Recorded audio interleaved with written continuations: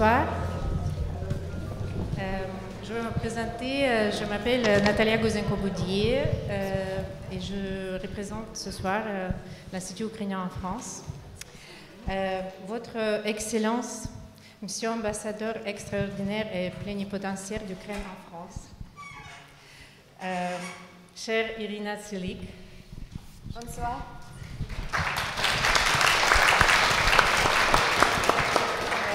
Chère Yulia Ilyuka.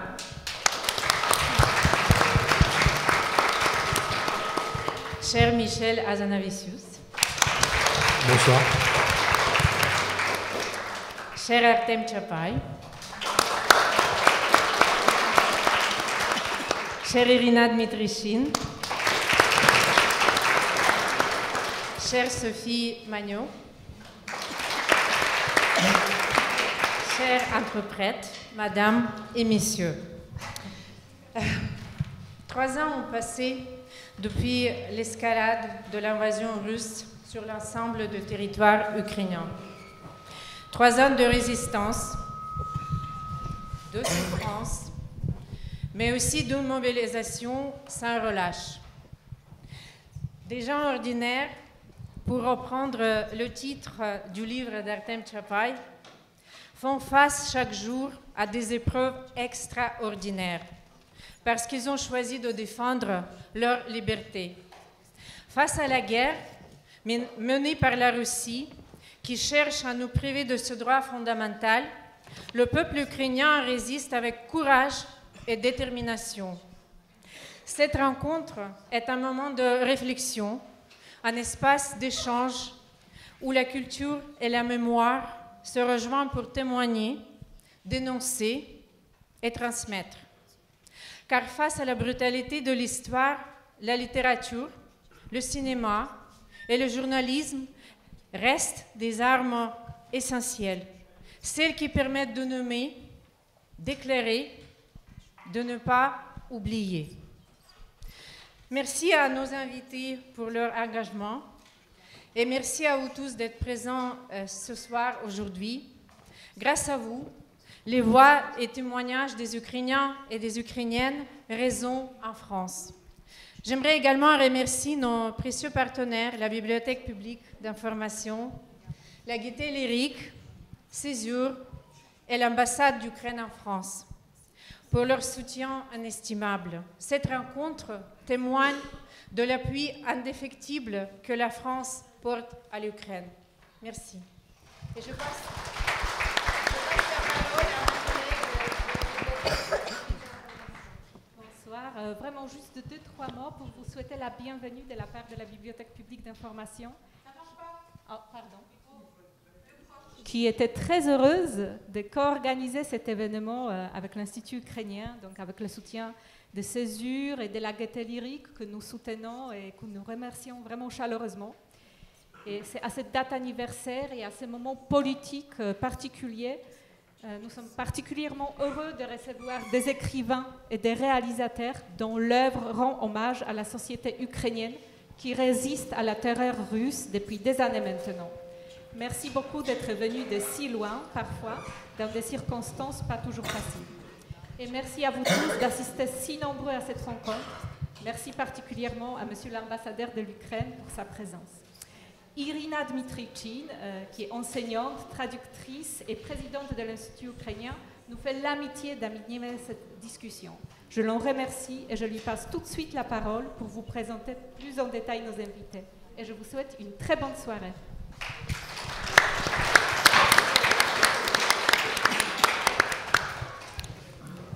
Bonsoir à tous, je suis très heureuse d'animer cette rencontre devant un public aussi nombreux. Organisée par l'Institut ukrainien, la Bibliothèque publique d'information du Centre Georges Pompidou et l'ambassade d'Ukraine en France, que je remercie en notre nom à tous. Et je salue particulièrement la présence de l'ambassadeur d'Ukraine en France, M. Vadim Omelchenko. Merci d'avoir trouvé le temps de venir, car nous sommes très conscients tous que l'agenda politique à l'heure actuelle est extrêmement chargé. Merci de votre présence qui souligne encore une fois, d'une part, le poids de la culture dans la résistance ukrainienne et d'autre part, l'importance du soutien culturelle apportée par les Occidentaux et notamment par les Français dans cette lutte ukrainienne. Nous avons aujourd'hui sur cette scène 3 personnalités ukrainiennes venues d'Ukraine, bon, 2, une pour l'instant, donc 2 autres vont se joindre, qui sont venues témoigner de leur vie en temps de guerre depuis 11 ans et de leur engagement. La poétesse et l'écrivaine Yulia Illucha, l'écrivain et journaliste Artem Chapay et la poétesse et la cinéaste Irina Tsilik, que vous voyez à gauche de notre invité d'honneur qui a accepté d'être parmi nous aujourd'hui, Michel Hazanavicius, qui est aux côtés des Ukrainiens dès le début de cette guerre, à grande échelle déclenchée par la Russie le 24 février 2022, il y a un peu plus de 3 ans. Michel Hazanavicius a été parmi les premiers en France à soutenir l'Ukraine lors de nombreuses manifestations et de nombreuses initiatives. Il se rend régulièrement en Ukraine. Et ma première question serait pourquoi ? Car les Ukrainiens, bien sûr, n'ont pas choisi cette guerre. Ils n'ont pas cherché à se battre contre la Russie. Ils n'aspiraient qu'à vivre une vie normale, à faire leur métier, à créer, à faire grandir leurs enfants, voir leur pays se développer. Ils se sont retrouvés du jour au lendemain dans une situation où ils n'ont pas de choix. Cette lutte pour l'Ukraine, cette guerre, en fait, elle n'est pas que la guerre pour les territoires. Ce n'est pas uniquement une guerre pour l'avenir, mais c'est la guerre pour l'existence même de l'Ukraine. L'issue de cette guerre, c'est la question posée, c'est l'existence de l'Ukraine. Et j'ai toujours été fascinée par les étrangers, que rien n'oblige en fait de s'engager. Pour quelles raisons prennent-ils cette décision? Pourquoi un réalisateur oscarisé, je ne vais pas étaler votre carrière, auteur des films à succès, et de derniers films poignants sur la Shoah, d'après Jean-Claude Grumbert, où vous avez aussi montré vos talents de dessinateur. Comment et pourquoi vous êtes-vous impliqué dans ce qui se passe à 2000 km de Paris? C'est une question qui est très difficile, en fait, à vrai dire. Il n'y a pas de grande déclaration, il n'y a pas de grande profession de foi, il n'y a pas de grand acte. Il y a un ensemble de petites décisions qui font que, je crois que, au même titre que, je dirais, l'ensemble des Français, au moment de l'agression et de l'invasion à grande échelle de la Russie, il y a eu un élan de solidarité, je crois, plutôt mondial, en tous les cas national, et tout le monde. Il y a eu beaucoup de gens qui ont accueilli des réfugiés, on faisait les courses en double et on envoyait des cartons, on envoyait des vêtements, on envoyait ce qu'on pouvait. À la FEMIS, on a accueilli 4 étrangers qu'on a, logés, à qui on a donné une bourse pendant une année, etc. Bon, tout un ensemble de petites choses comme ça. Et puis j'ai une amie, ça devait être le 26 ou le 27 février, une amie qui s'appelle Ekaz Gouladze, qui est géorgienne et qui a participé à qui a organisé une vente aux enchères, et elle m'a demandé si je voulais participer. J'ai donné des objets de The Artist et j'ai vu le prix auquel sont partis ces objets. Et c'était du vrai argent tout d'un coup. Et donc je me suis dit, je vais aussi, moi, organiser, je vais appeler tous les gens que je connais, je vais organiser une vente aux enchères d'objets de cinéma. Et donc c'est ce que j'ai fait. J'ai appelé des gens, pas seulement en France, aux États-Unis, en Italie, en Espagne, etc. Et cette vente aux enchères a rapporté 250 000 €. Donc j'ai envoyé... dans le même temps, le président Zelensky avait créé la plateforme United 24. Et donc voilà, donc j'ai envoyé cet argent. Et ils m'ont nommé ambassadeur, ils m'ont proposé d'être ambassadeur. Donc j'ai dit oui. Et puis en fait, voilà, les choses se sont faites un peu, si vous voulez, je dirais pas malgré moi, mais en tous les cas, je sais pas. Donc le pourquoi, je peux pas vous dire. J'aurais tendance à vous répondre pourquoi on n'est pas plus, surtout. Je vous remercie.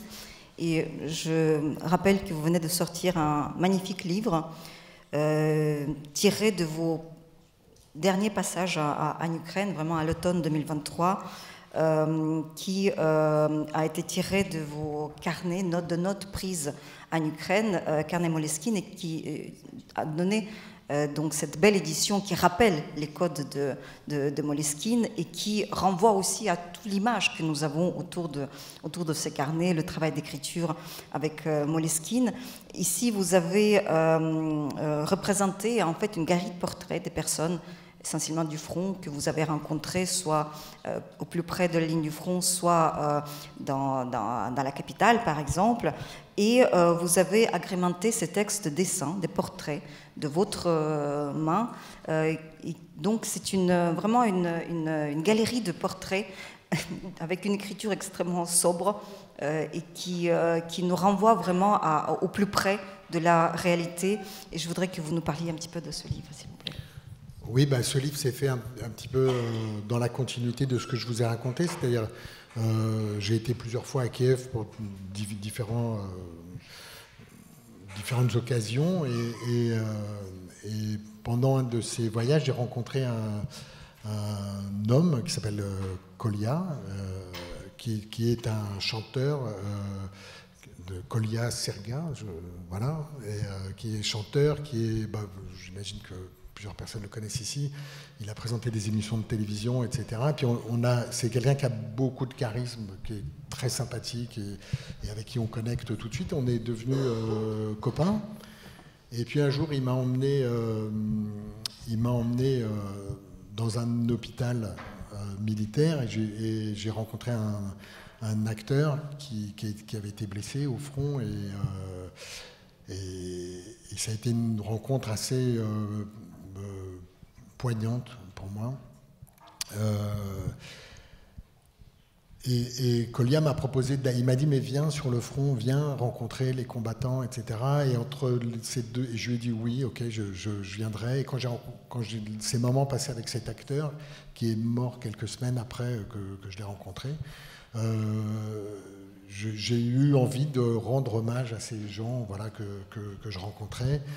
Et qui étaient des gens dont j'étais absolument frappé de c'est pas la fraternité, mais la similitude. Je sentais qu'ils étaient nous et que nous étions eux, si vous voulez. C'était pas... Moi, j'avais une manière de penser la guerre qui était soit dans le passé, soit dans des pays lointains qui avaient d'autres modes de vie, d'autres modes qui n'étaient pas ancrés dans la démocratie comme nous on l'était, où la paix est considérée comme un acquis. Et en fait, j'ai vu des gens qui pensaient que la paix était un acquis et qui tout d'un coup se sont pris la guerre en pleine tête. Et ils avaient une manière de réagir dans laquelle je me suis totalement reconnu. Je me suis dit, mais si ça m'arrivait, j'ai l'impression que c'est de cette manière-là que je pourrais peut-être réagir. Et donc effectivement, comme vous disiez tout à l'heure, des gens ordinaires dans une situation extraordinaire. C'est de là qu'est née l'idée de rendre hommage à ces combattants. Et en anglais, on dit defenders. Et je crois que je préfère ce mot-là. Ces gens qui défendent leur patrie, leur pays, mais aussi des valeurs, une manière d'envisager la vie, une manière de penser, la liberté, etc. Et donc voilà, et en les rencontrant, j'ai été frappé par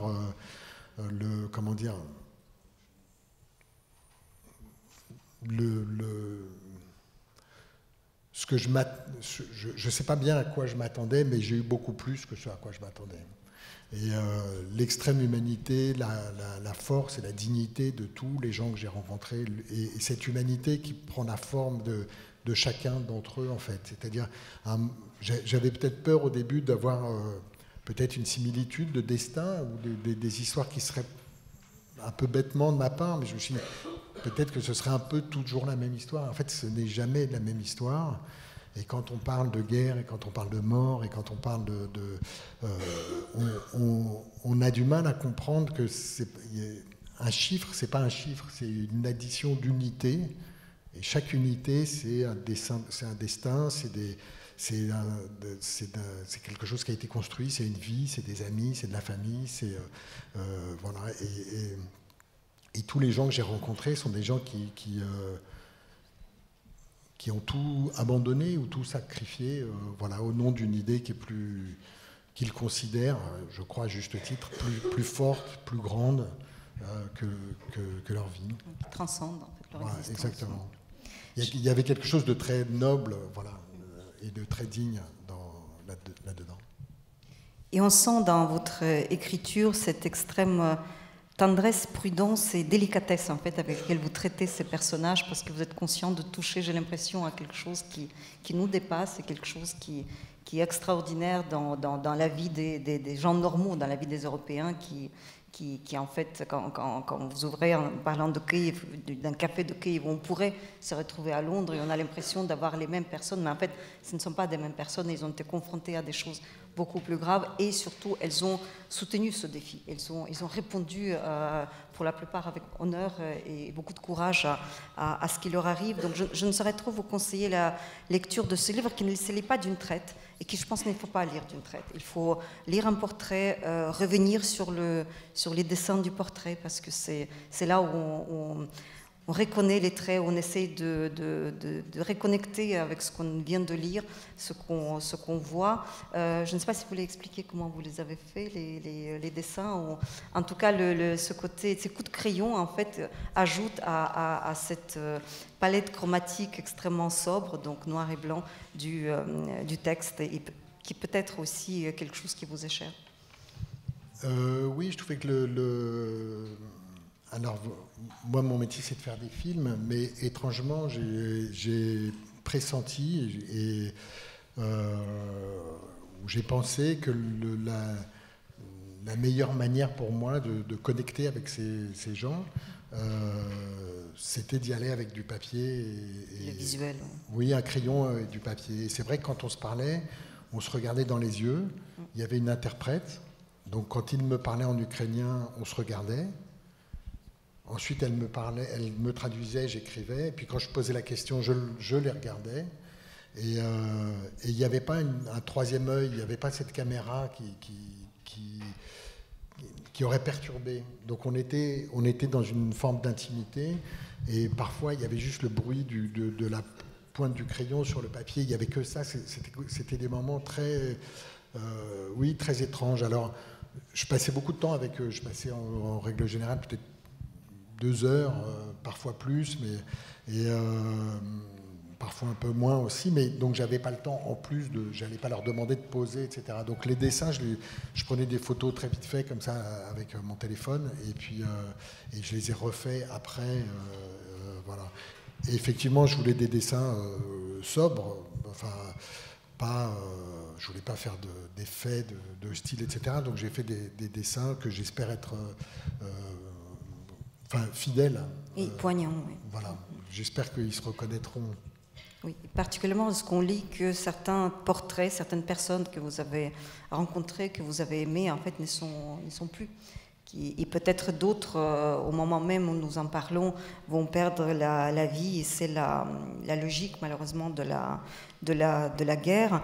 Vous avez terminé votre mot introductif avec Pérec, qui parle de la guerre comme une hache, et il m'est venu à l'esprit une autre de ces expressions que j'ose adapter au cas présent. En parlant de son écriture, il disait et sur sa famille, il disait que l'écriture est le souvenir de leur mort et l'affirmation de leur vie. Et ce livre est l'affirmation de la vie de tous ceux qui se battent aujourd'hui, et comme vous l'avez souligné, ces portraits leur survivront. Ben, en tous les cas, oui, il y a une volonté de je ne sais pas si c'est de les rendre immortels, mais en tous les cas, qu'il y ait la trace en tous les cas, de cette rencontre que j'ai eue avec eux. Et voilà, comme je vous disais tout à l'heure, chacun était complètement unique. J'ai rencontré des gars qui avaient 21 ans, qui s'étaient complètement adaptés aux conditions de la guerre, en tous les cas en apparence, c'est-à-dire qui était absolument calme, qui était très tranquille. Moi, il y a un type qui m'a dit, tu sais, je suis un gars tout à fait normal. La seule chose, c'est que je sais tuer, mais sinon, je suis tout à fait normal. Et, quand vous entendez ça dans la bouche de quelqu'un de 21 ans, c'est troublant. Et à côté de ça, j'ai rencontré un ouvrier agricole qui devait avoir peut-être 45 ans et qui était en panique totale. Il avait une contusion au cerveau, il revenait du front. Et il y avait un petit concert qui était organisé, parce que j'étais avec les forces culturelles qui sont une partie de l'armée qui organise des petits concerts. Et ce type pleurait sans cesse. Et en fait, il était complètement en panique et il me disait c'est invivable. Je passe mon temps accroché à mon fusil et c'est invivable. Ce qu'on me demande, c'est soit tuer, soit mourir. Je n'en peux plus.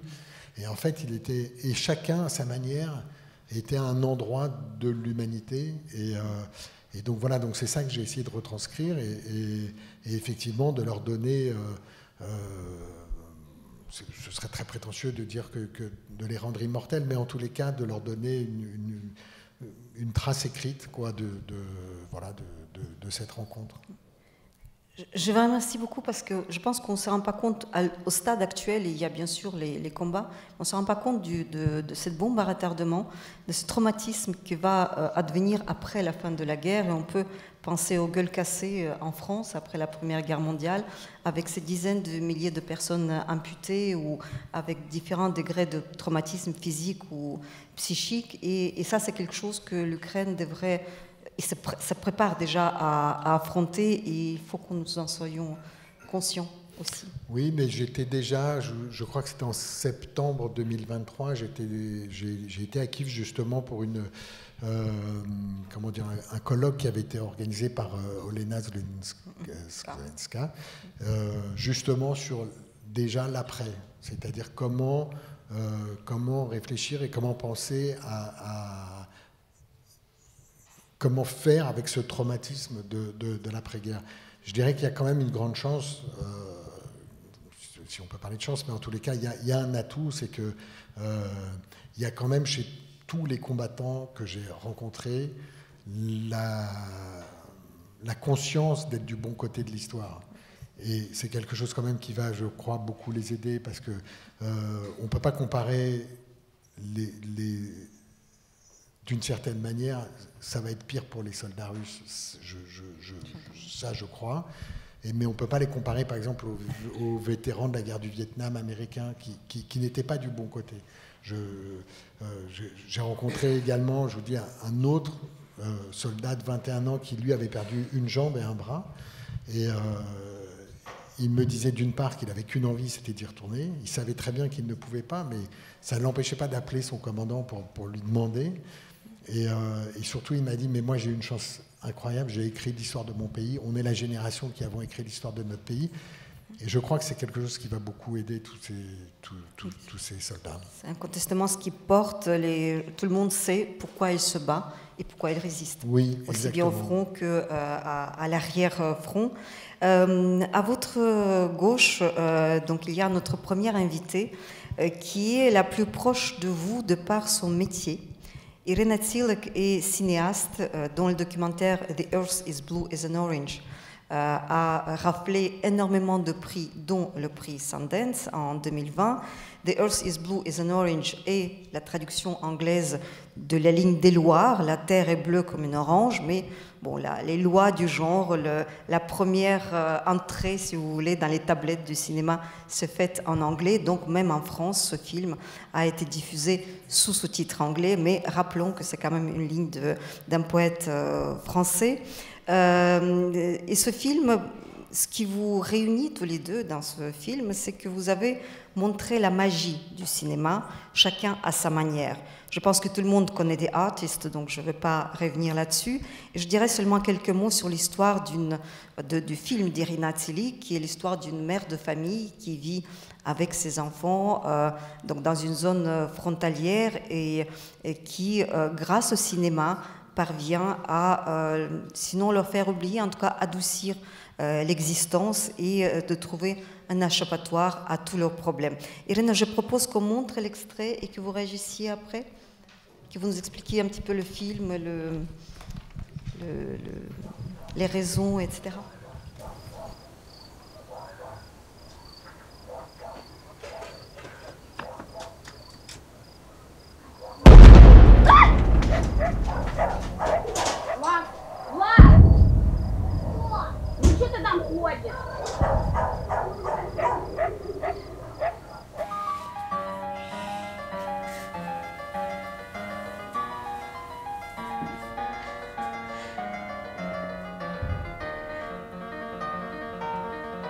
ты не сделаешь ради кадра?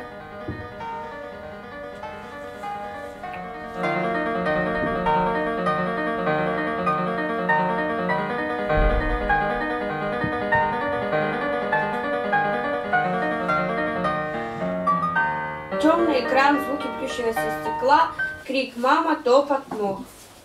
Это 1-1. Первая сцена 1-1. 1-2. Подвал, зажигается свечка, видно лица детей и мамы. Мама успокаивает детей. Свечка, наверное, крупным планом, да? Вот так вот просто пальцы и свечка. Да. Нет, подожди. Появляется свет, и мы пишем название. Пошел. Давай. Только вы, конечно, были Такое только чувство, полегче. как будто вы тут евреев вскрывали. Вот так это было. Тихо! Ну запредельное... Запредельная это... Радость.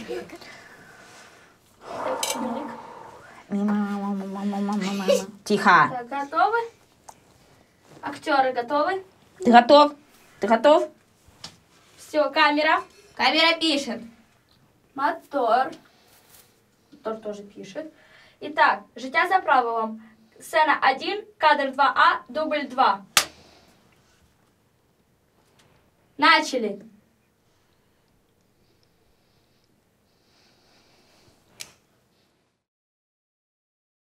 Цей фільм я насправді знімала в 18-19 роках. І ви знаєте, там є момент, коли ще один з цих хлопчиків, зовсім маленький, каже: нам сказали, що війна скоро закінчиться, і нам не доведеться ховатися в підвал і в коридор від обстрілів. J'ai commencé à filmer ce film dans les années 2018-2019 et il y avait aussi un fragment où il y avait le petit garçon qui disait justement que je pense qu'il n'y aura pas de guerre et on n'aura pas besoin de se cacher au sous-sol à cause des tirs. Ці хлопчики вже виросли, я їх 3 дні тому бачила в Вільнюсі, це вже підлітки. Ces garçons ont déjà grandi, je l'ai vu il y a quelques jours à Vilnius et ce sont déjà des adolescents. Але коли я знімала цей фільм тоді, для мене дуже важливо було зрозуміти, як режисерці, яка на той момент жила в такому зовсім мирному Києві, як почуваються люди, які живуть у прифронтовій зоні. Ці люди, мама-одиначка і 4 дітей, жили на Донеччині, в червоній зоні. Mais quand j'ai commencé à filmer ce film, dans ces années-là, c'était important pour moi de voir comment vivent les gens dans les zones frontalières, tandis que moi, j'étais encore dans la capitale de l'Ukraine, à Kyiv, paisible, et cette famille, cette mère seule, avec 4 enfants, habitait dans l'oblast de Donetsk. І, вибачте. І тоді я мала зовсім інший погляд на всі ці речі, на всю цю родину. З одного боку звичайну, з іншого боку незвичайну, бо вони захопилися кіно і почали знімати такі аматорські короткометражки про себе і свій досвід під час війни. Et à ce moment-là, j'avais un regard, je dirais, assez ordinaire, mais en même temps assez extraordinaire, parce que justement, à ce moment-là, ces enfants avec leur mère ont commencé à filmer des petits extraits pendant la guerre. І спостерігаючи за ними, за їхньою життєрадісністю, за тим, як вони відвоюють нормальність свого існування під час війни, я насправді думала про те, що ці люди не жертви, тобто не тільки жертви. Вони обирають свій спосіб бути суб'єктами, говорити про себе, розповідати історії світу. І, мабуть, це те, що роблять і інші професійні митці під час війни. Et en contemplant leur comportement, où il y avait beaucoup de joie de vivre, j'ai vu qu'ils ne voulaient pas se fermer. Ils voulaient vraiment rendre la vie expressive. Ils voulaient filmer des scènes et raconter des histoires de vie, même pendant la guerre. Але звідтоді багато змінилося, тому що війна набрала обертів, і тепер їхнє містечко окуповане росіянами, майже повністю знищене, їхній будинок уже не існує, і вся ця родина, ми їм допомогли виїхати, вони тепер живуть у Вільнюсі, будують нове життя. І, як вони мені кажуть, наш фільм – це єдина можливість побувати вдома, коли вони його тепер дивляться. І це така дуже окрема, болісна для мене історія. Mais depuis, le temps a changé. Cette famille a déjà quitté l'Ukraine parce que leur village n'existe plus, leur maison est complètement détruite. On a aidé à cette famille de déménager en Europe. Actuellement, ils habitent à Vilnius. Et pour eux, c'est vraiment ce film qui les renvoie dans ces moments, dans cette vie en Ukraine. Merci beaucoup. Est-ce que vous pouvez raconter un petit peu comment cette famille a eu cette caméra, en fait, le début? D'où est venu ce projet? Pourquoi ce film? Comment vous êtes venu à filmer une famille qui tourne un film sur sa vie? Насправді, був в Україні дуже класний волонтерський проєкт, коли професійні кінематографісти влаштовували кінотабори для підлітків у прифронтовій зоні. І я теж там була т'юторкою, гостею і познайомилася з різними дітьми, які жили в Авдіївці, Красногорівці, різних містах. І я була вражена тим, наскільки такий вид волонтерства є дієвим і наскільки він відкриває для цих дітей от двері в паралельні світи. En fait, dans les zones préfrontalières en Ukraine, il y avait pas mal de volontaires des volontaires cinéastes à cette époque-là, qui ont organisé plusieurs groupements pour les enfants ukrainiens, justement pour pouvoir filmer et leur raconter l'art de cinéma. Et j'étais vraiment impressionnée par ces actions, qu'il y a cet aspect de l'art de cinéma qui existe aussi dans le domaine de volontariat. Et c'était justement aussi dans les zones d'Avdiivka, par exemple. І от в одному з цих кінотаборів я зустріла двох сестер, Мирославу і Настю, які потім запросили мене і знімальну групу до себе в гості, до своєї родини. І коли ми приїхали, ми були настільки вражені, бо у них мама, яка виховує сама 4 дітей, але всі вони абсолютно дивовижні, кожен грає на різних музичних інструментах, і всі разом грають в кіно. Et dans ce, on dirait, camp de cinéastes, des enfants cinéastes, j'ai rencontré 2 sœurs, Miroslava et Anastasie, qui m'ont ramenée chez elles. Et comme ça, j'ai fait la connaissance avec leur famille, leur maman et 4 enfants, qui d'ailleurs, tous les 4 jouent de plusieurs instruments musicaux, qui font des jeux musicaux et qui font du cinéma aussi. Тому мені здається, це був такий певний унікальний погляд на те, як під час війни, на що можна спертися. І це мистецтво.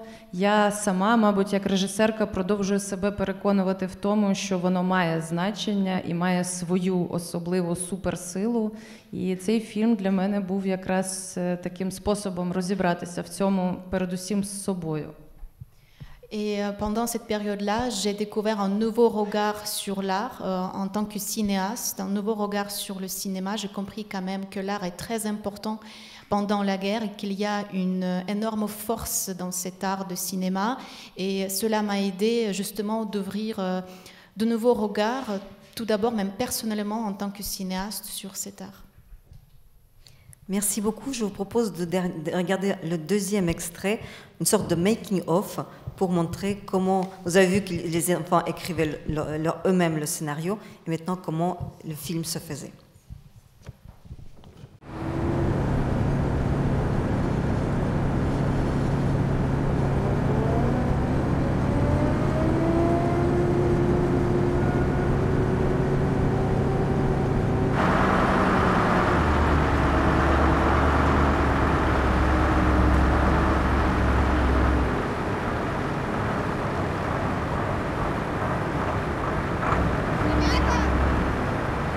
Ребята!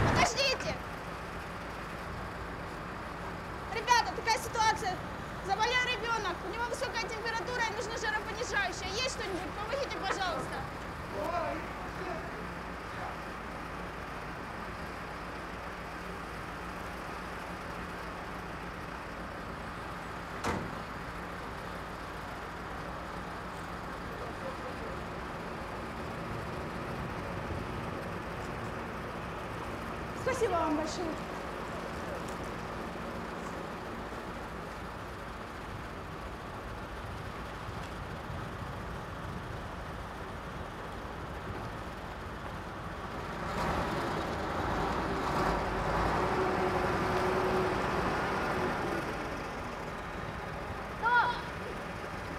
Мы с детьми были в подвале. У моего младшего сына, ему было на тот момент еще 2 лет не было.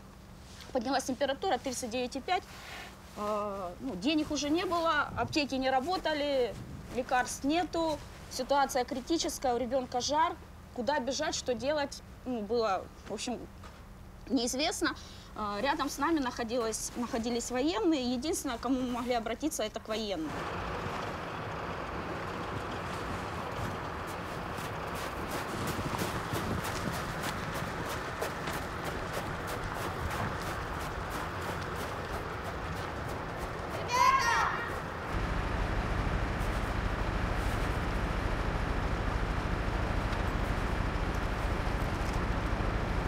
Спасибо большое.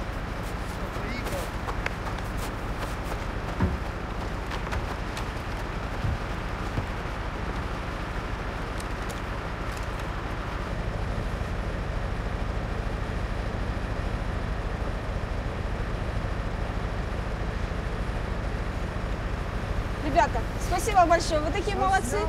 Благодаря вам у нас все сложится.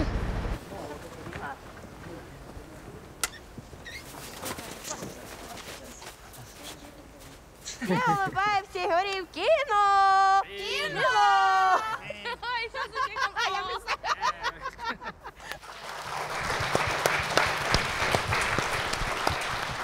Мабуть, треба пояснити контекст. Це реальні військові, це не актори. Ці діти знімали своє дитяче кіно і попросили українських військових, які в їхньому місті перебували, взяти участь. І ці хлопці, які насправді багато нудьгували між завданнями, погодилися. Тому в цьому є особлива така енергія теж співпраці.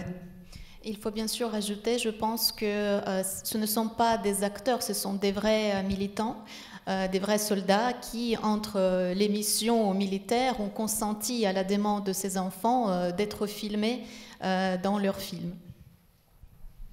Merci beaucoup. Je trouve qu'on voit que tout le monde est pareil. La guerre, pas la guerre. En fait, le cinéma attire. On a envie de se prendre en photo, de garder un souvenir. Je ne sais pas, est-ce que c'est une illusion de ma part ou est-ce que vous avez l'impression qu'on a assisté vraiment à un processus, presque une mise en abîme de ce qu'est le tournage. Enfin, c'est là que En fait, ce qui est frappant, c'est à quel point, et c'est peut-être ce que j'ai pas dit avant quand vous m'avez interrogé, c'est à quel point il y a de la vie partout. Et ce qui est très beau, c'est les sourires et les rires. Et que, en fait, la vie, ça passe aussi par ça. Et c'est un peu comme de l'eau, en fait, ça trouve toujours le chemin. Et dans les portraits que j'ai faits, je me suis rendu compte après qu'ils étaient presque tous souriants. Et je les ai beaucoup interrogés sur l'humour et parce que ça rit beaucoup, même dans des situations tragiques. En fait, ça rit et je trouve que ce qu'on voit là, c'est comment la vie s'empare aussi de la guerre à travers le cinéma. Cette femme qui a un anorak rouge, enfin cette jeune fille d'ailleurs, avec son anorak rouge, elle tranche complètement par rapport à tout le reste est aux couleurs de la guerre pratiquement. Et puis vous avez cette jeune fille qui court avec son anorak rouge. Et en fait, la vie arrive toujours à passer, et même quand on raconte des choses tragiques, etc., au quotidien, c'est aussi ce qui m'a frappé, c'est que les gens conservent, les gens que j'ai rencontrés conservent leur humanité, et ça passe aussi par les sourires et les rires, et c'est ce qu'on a vu là, oui. Merci beaucoup. Je propose d'inviter nos deux autres hôtes autour de cette table, sur cette scène, pour passer en revue un petit peu la façon dont l'écriture rend compte de la guerre et dont la vie a été influencée, pour ne pas dire bouleversée, par la guerre. Donc, vous avez à ma droite Artem Chapay, qui est écrivain.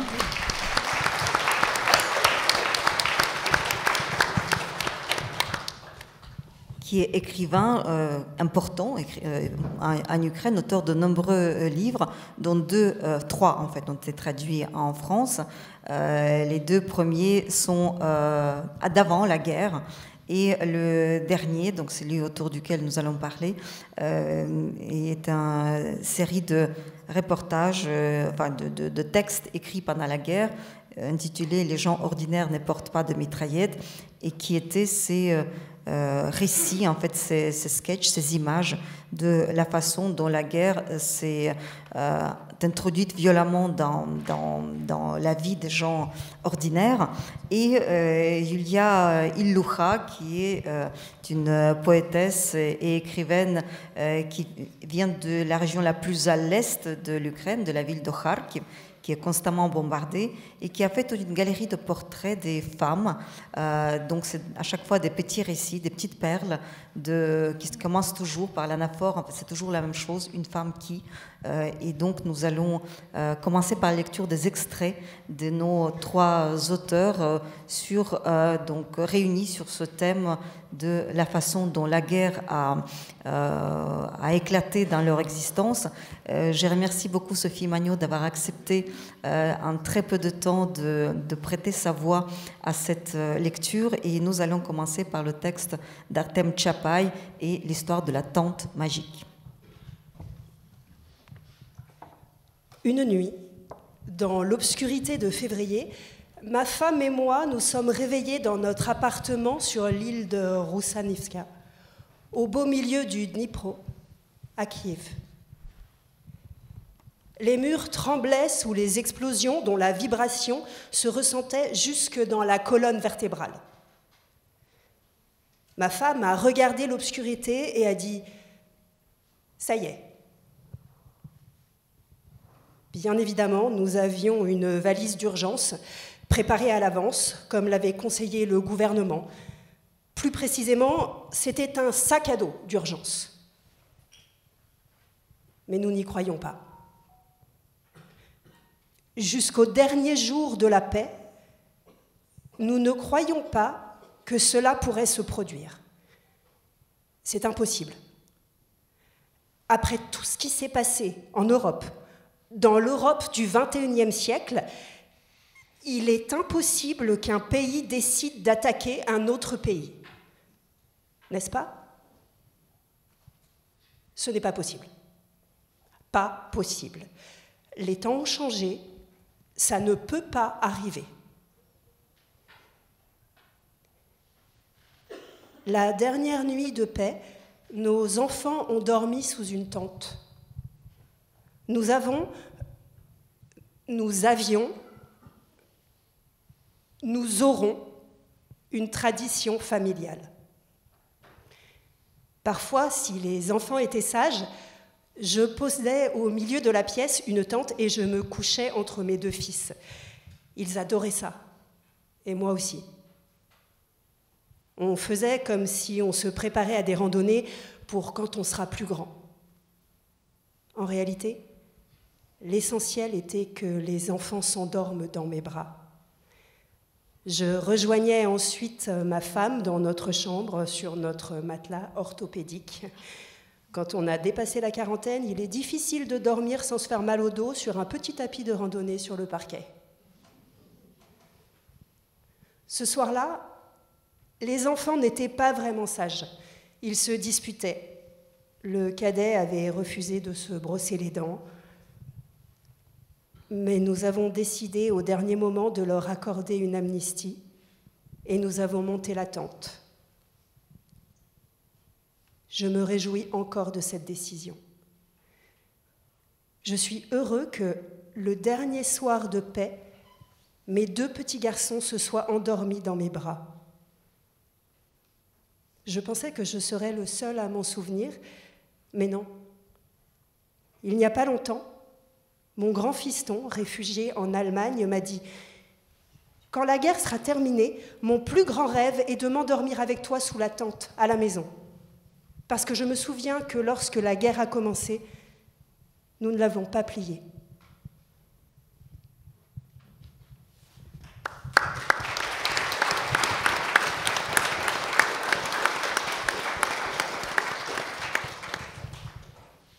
Julia Illucha, extrait de Mes femmes. Une femme qui respirait à travers des poumons transpercés par des balles, dans une petite voiture blanche sur une rocade, n'avait pas le droit de mourir. « Tu es folle », lui disaient les gens quand ils apprenaient où elle avait l'intention d'aller, en esquissant un geste circulaire de leurs doigts sur leurs tempes. De colère, la femme chassait ses paroles de sa main, fumait et téléphonait à tous ses contacts. Sa voix bruissait dans un flot ininterrompu. Elle suppliait, flattait, menaçait, promettait, mais personne ne pouvait l'aider. La femme fumait encore, puis pleurait, passait par des phases d'hystérie, puis se calmait et prenait à nouveau le téléphone. Ce mois de février l'a coupée en deux. Ces deux moitiés tendaient l'une vers l'autre de toute leur force, mais ne parvenaient pas à se réunir. Quelques jours avant le début de la guerre, la femme avait déposé ses enfants à la campagne chez leur grand-mère. Et maintenant, il était impossible de les récupérer. Le village était tombé sous occupation, les enfants dans un piège et la femme au bord de la folie. Finalement, quelqu'un d'aussi fou qu'elle l'a aidée à établir un itinéraire par lequel il était théoriquement possible d'arriver au village en vie, mais au dernier moment, il a refusé de partir avec elle. La femme ne lui en voulait pas, reconnaissante pour son aide. Et au crépuscule, sans allumer les phares, elle a roulé doucement parmi des chemins boueux, tandis que ses enfants, avec leur grand-mère, avançaient à travers le bois à sa rencontre. Quand enfin elle est arrivée sur place, là où elle devait les récupérer, il n'y avait personne. Elle courait dans tous les sens dans la forêt sombre, jusqu'à ce qu'elle entende des pleurs. Les enfants étaient assis sur un sol à moitié congelé, épaule contre épaule, et reniflaient. Leur grand-mère n'était nulle part.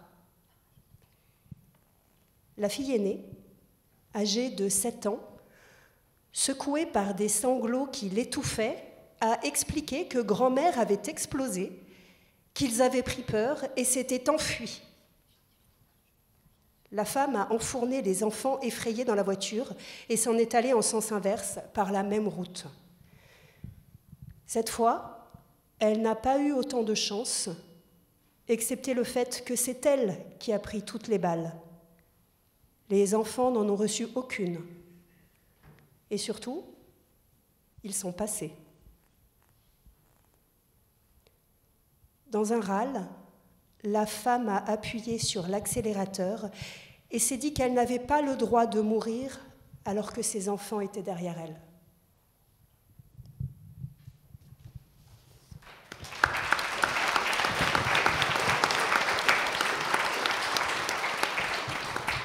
Et un poème d'Irina Tsilek sur ces premiers jours, premiers mois de la guerre. La fin du monde. J'imaginais autrement la fin du monde. Mais notre fin du monde, à toi et à moi, est ainsi. Rien ne sera comme avant, tout simplement. J'ai pris de nouvelles habitudes pendant la guerre. Une sirène retentit, mais au moins une culotte. Prends à boire dans ta cachette. Sous les décombres, la déshydratation est la pire des morts. Embrasse ton enfant, au cas où, il vaut mieux être ensemble, et ainsi de suite. Nous sommes de bons élèves, bien plus. Nous sommes des équilibristes virtuoses. Tenir en équilibre en marge de différentes réalités. Petite fille sur le ballon, tiens bon, enfonce tes pieds dans ta planète alors qu'elle est secouée. quelqu'un ne vivra pas jusqu'au matin, l'un d'entre nous. L'un d'entre nous. Quelqu'un survivra pour s'accrocher à l'extrémité du monde, si infinie comme jamais auparavant.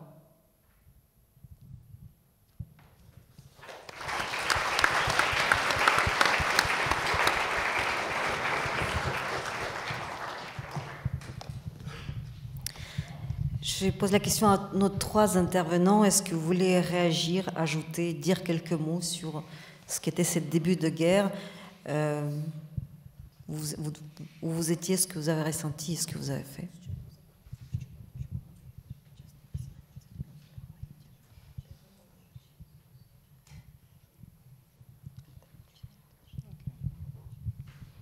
Bonjour à tous. Je crois que je vais commencer en français. Veuillez excuser toutes mes erreurs. C'est le premier événement public où je essaierai à parler français.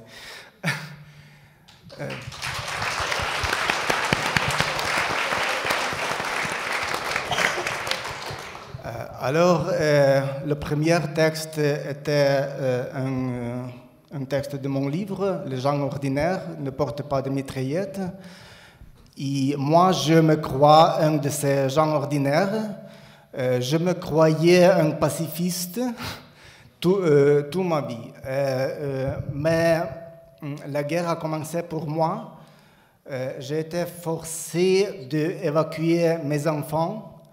On n'avait pas au moment la voiture. Nous étions très stressés. Heureusement, dans les premiers jours de l'invasion, tous les Ukrainiens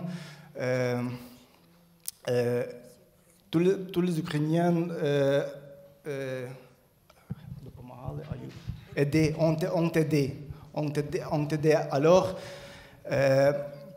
pour moi, les premiers jours de la guerre, c'était un voyage dans une voiture de personnes que je ne connais pas.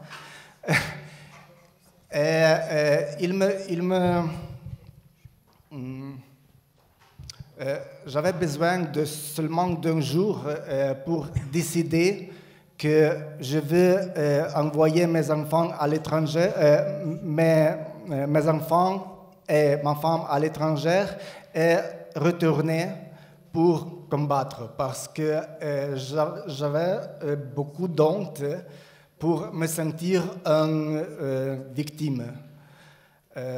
Alors, en fait, aujourd'hui, c'est exactement 3 ans que je suis dans l'armée. Je suis toujours dans l'armée.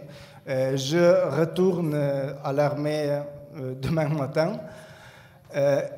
Je suis toujours fier d'avoir fait cette choix.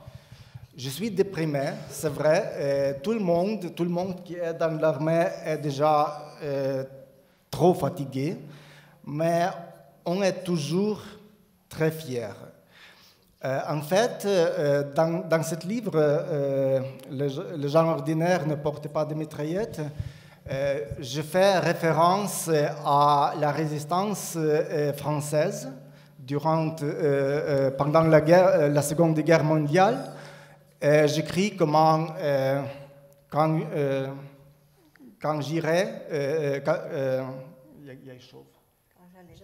j'allais à l'armée, j'ai pleuré un peu, mais pour me sentir plus forte, en fait, j'ai chanté cette chanson de la résistance française en changeant seulement un mot. C'est la chanson qui va... quand les Russes étaient chez moi, on m'a dit « résigne-toi », mais je n'ai pas pu. Et j'ai repris mon arme. C'est ma histoire.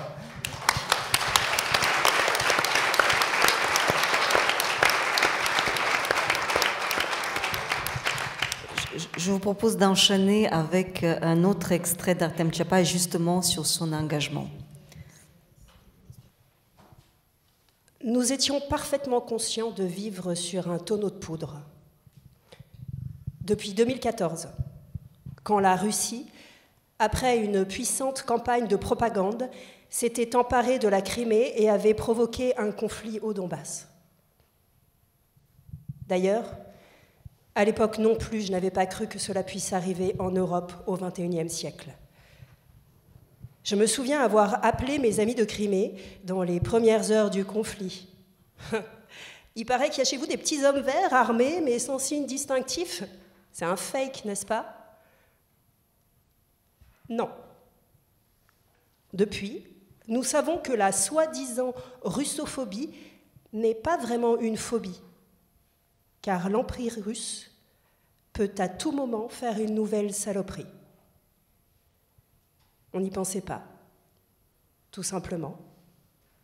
Du moins, pas tous les jours, seulement de temps à autre. Il y a 5 ou 6 ans, nous avons bu un peu de vin avec un ami d'enfance et nous avons imaginé, ivres, en plaisantant, où et comment nous pourrions fuir si Poutine attaquait. On en avait conclu que notre meilleure chance de nous en sortir serait de passer en Roumanie par les sentiers et les cours d'eau montagneux. Les frontières là-bas sont les moins protégées. C'est d'ailleurs ce que font de nos jours les hommes qui ont très peur. J'ai toujours écrit de la prose.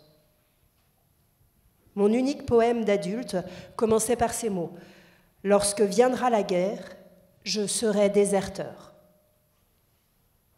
Mais ce jour-là, alors que je traînais sur de mauvaises routes dans une voiture qui ne m'appartenait pas, obligée d'emmener mes propres enfants loin de ma propre maison, je n'en étais plus si sûre.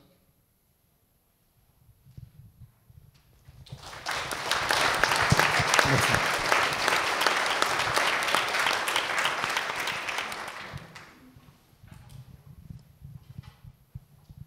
En copiant ma femme sociologue, j'ai tenté d'interviewer les soldats de mon unité. Mais je n'y suis pas parvenue. Je les ai interrogés sur les raisons pour lesquelles ils avaient décidé de s'engager au lieu de se cacher. Et leurs réponses se sont révélées chaque fois trop courtes pour mener de véritables enquêtes sociologiques. Je ne pouvais tout simplement pas rester là-bas, a assuré Vitalik, surnommé le Tchèque, qui, après le 24, a quitté la République tchèque. Il a consulté son confesseur, Vitalik étant un fervent catholique, et en réponse à ses doutes, il a entendu ce qu'il voulait entendre. Défendre son prochain arme à la main n'est pas un péché, mais un honneur. Un autre homme, discret et calme, prénommé Nicolas, père de 2 enfants, a juste répondu « Et comment faire autrement ?» Il n'a pas dit à sa femme qu'il s'était engagé volontairement. Il a menti, invoquant une convocation. Un autre, un homme de près de 60 ans, a bien reçu une convocation, lui. Je suis restée allongée une journée, à fumer et à réfléchir. Je me suis dit qu'on devait tous mourir un jour. Ce qui compte, c'est comment vivre avant. Un autre, que j'ai baptisé en plaisantant l'anarchiste du village, a déclaré qu'il haïssait tout pouvoir et tout État. Pourquoi s'était-il engagé ? Parce que j'avais rien d'autre à foutre, énonce-t-il avant de hausser les épaules en riant de lui-même. Or, cet anarchiste s'est engagé pour l'unité la plus dangereuse, dans l'infanterie, en première ligne. Ou bien mon ami, le plus proche actuellement. J'espère pouvoir avoir l'honneur de l'appeler ainsi. Igor est considéré dans l'unité comme un homme avec un grand H. C'est un excellent joueur d'échecs, mais il joue aussi de la bandoura, un instrument traditionnel ukrainien. Il a vécu pendant 15 ans en Finlande. Lorsque la Russie a envahi l'Ukraine, il est rentré et s'est présenté au commissariat militaire. Igor a expliqué « Je me suis demandé, comment pourrais-je me prélasser dans un sauna comme mon pays est dans le malheur ?» J'ai été une fois en Finlande, dans ma jeunesse. J'ai visité des maisons sur des lacs. Je suis tombée amoureux de l'automne finnois bigarré. Les arbres d'octobre semblaient plus jaunes, plus rouges, plus oranges qu'en Ukraine. Peut-être parce que dans le nord de l'Europe, le froid tombe plus vite. Et maintenant, je rêve, lorsque la guerre sera terminée, d'aller avec mes enfants chez Igor, en Finlande, en automne. Igor ne semble pas contre.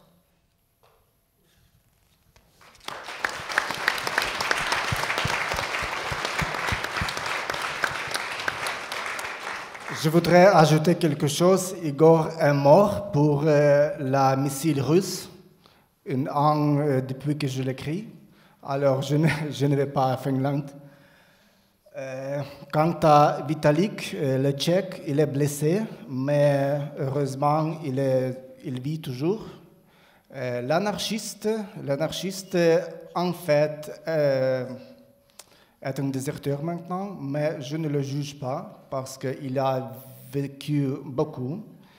Je veux le dire, je ne juge pas personne qui se cache ou qui déserte parce que je comprends qu'une fois je peux le faire aussi. Alors tout le monde, chaque personne a son propre limite.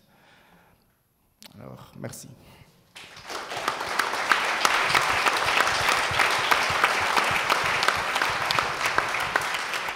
Merci beaucoup et je voudrais m'adresser à nos deux invitées femmes, les deux épouses de militaires, des hommes qui sont engagés aussi dans l'armée. Est-ce que vous voudrez évoquer cet engagement, dire ce qu'était pour vous la décision de vos maris, le départ de vos maris à la guerre?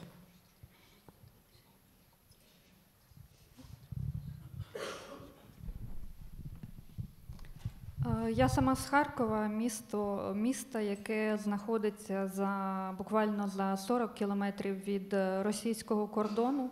І, звісно, як і багато інших українців, 24 березня ми прокинулися від вибухів. Це я, мій чоловік, мій син на той час 9-річний і наша кішка.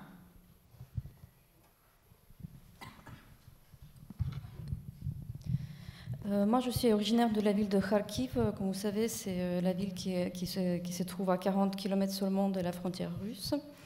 Et comme tous les Ukrainiens, les 24, je me suis réveillée à cause des bruits des explosions fortes. Moi, je veux dire moi-même, avec mon mari, mon fils qui à l'époque a eu 9 ans, et notre chat. І коли я спитала свого чоловіка, що відбувається, він мені просто сказав, що це почалася війна, мені треба збирати речі, бо на той час я не мала заготовлених тривожних рюкзаків. І я швидко скидала якісь 2 наплічника з речами мого сина, з його іграшками. І такий особистий факт, у всіх цих речах, з моїх речей, було лише 2 пари трусів. J'ai posé la question à mon mari, qu'est-ce qui se passait, à quoi il a répondu que voilà, la guerre a commencé. J'ai couru partout dans l'appartement, j'ai essayé de rassembler des vêtements, parce que moi, par exemple, je n'ai pas eu de sac tout préparé, des secours. Donc j'ai rassemblé des vêtements de mon fils. Et c'est intéressant, je me rappelle que de mes propres vêtements, je n'ai pris que 2 culottes. І коли чоловік сказав мені ловити кішку, то я одразу зрозуміла, що ми з сином їдемо з Харкова, а він лишається і йде записуватись на той момент це була територіальна оборона, тобто Збройні сили України. І ми виїхали з Харкова з другом мого чоловіка, у якого була новонароджена дитина, і дружиною друга. І Коли ми виїжджали, їхали по об'їзній дорозі, ми зустріли російську військову колону, і насправді нам в той момент дуже пощастило вижити. Et quand mon mari il a dit que va attraper les chats, c'est à ce moment-là que j'ai compris que nous, moi et mon fils, ont quitté la ville, tandis que mon mari s'est engagé dans l'armée. À l'époque, c'était la défense territoriale, ça portait ces noms-là. Et donc nous avons quitté la ville dans un véhicule d'un ami de mon mari. Lui, avec sa femme, ils ont eu un nourrisson, un bébé âgé de quelques mois. Et quand on s'est retrouvés sur les périphériques de Kharkiv, nous avons aperçu une colonne militaire russe. Et c'est maintenant que je comprends qu'on a eu énormément de chances de s'en sortir. І через 2 тижні у березні я повернулася до Харкова уже без свого сина, щоб продовжувати волонтерити і допомагати підрозділу свого чоловіка, але це вже інша історія. Et ce n'est qu'en mois de mars que je suis retournée à Kharkiv sans mon fils. Je suis retournée pour reprendre les activités, pour faire du bénévolat, des volontariats, entre autres pour aider à mon mari qui était déjà dans l'armée. Ви знаєте, мій чоловік досить відомий письменник, але він уже понад 4 роки свого життя витратив на службу в армії. Спершу це були 2015-16, і потім, коли почалося повномасштабне вторгнення Росії в Україну. Vous savez, mon mari, en fait, il est écrivain assez connu en Ukraine, mais ça fait déjà presque 4 ans au total qu'il a donné vraiment au service de l'armée ukrainienne. D'abord, c'était en 2015-2016, et après, c'était avec le début de la guerre totale en 2022. Насправді він ненавидить мілітарний досвід, і таких, як він, в моєму колі дуже багато, але обирати їм зараз не доводиться, вони захищають Україну. À vrai dire, il déteste l'expérience militaire, et dans mon entourage, il y a beaucoup de gens comme ça, mais il comprend que c'est sa décision de défendre l'Ukraine. Але це велика трагедія, що от, наприклад, моя бульбашка – це переважно творчі люди. І дуже багато, взагалі, якщо роззирнутися, всі мої знайомі або воюють, або чекають на тих, хто воює. Et en fait, dans mon entourage, dans ma bulle d'entourage, je pourrais dire comme ça, il y a beaucoup de gens du monde d'art, beaucoup d'artistes, et il y a beaucoup qui sont actuellement à l'armée, et il y en a ceux qui attendent aussi d'autres qui sont sur le front actuellement. І ми вже дуже багато кого втратили. 2 дні тому загинув ще один мій друг, талановитий режисер. І таке іноді враження, що ми з друзями тепер часто зустрічаємося на похоронах, можливо, частіше, ніж на прем'єрах наших фільмів. Et malheureusement, il y a déjà beaucoup de pertes humaines. Il y a 2 jours, on a perdu encore un ami cinéaste très talentueux. Et c'est tragique de le dire, mais j'ai l'impression que ces derniers temps, on se voit plus souvent avec nos amis lors des enterrements qu'aux premières de nos films. І це велика трагедія для України, тому що ми втрачаємо також інтелектуалів, які могли би будувати майбутні сенси. Це все дуже важливо. Але поки що ця війна триває, і це війна ідентичностей. Ми, як Україна, боремося за своє майбутнє, за свою свободу. І, на жаль, багато хто на цьому шляху гине, але поки що ми боремося. І дякую, що ви нас підтримуєте в цьому. Останнім часом є відчуття, що Франція якраз у фарватері тих країн, які розуміють, як важливо будувати спільний безпековий союз для всієї Європи, а не лише України. Et malheureusement, en ce temps de guerre, il y a beaucoup d'intellectuels qui meurent sur le front. Au lieu de créer de nouveaux sens artistiques, malheureusement, ils doivent combattre. Mais c'est notre réalité. Et c'est la guerre pour l'identité, c'est la guerre pour la liberté. Donc, ils n'ont pas d'autre choix que combattre et défendre l'Ukraine. Et je voudrais aussi vous remercier et remercier la France particulièrement pour le soutien. Parce qu'on voit actuellement que l'Union européenne et l'Union des pays démocratiques est très important dans le soutien de l'Ukraine et dans le soutien de ce combat.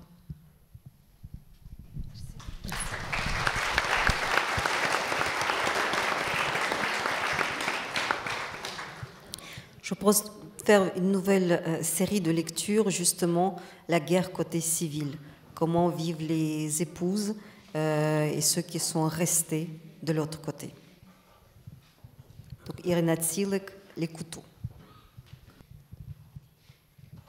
Objet tranchant. J'ai un couteau bien aiguisé sous mon oreiller, trop affûté pour ne pas s'en apercevoir.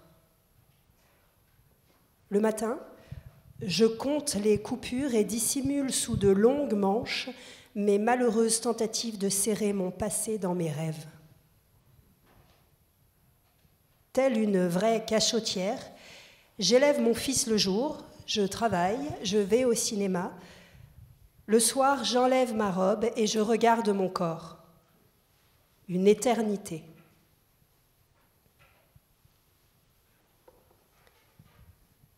Pourquoi mon mari est dans l'armée et pas les autres ?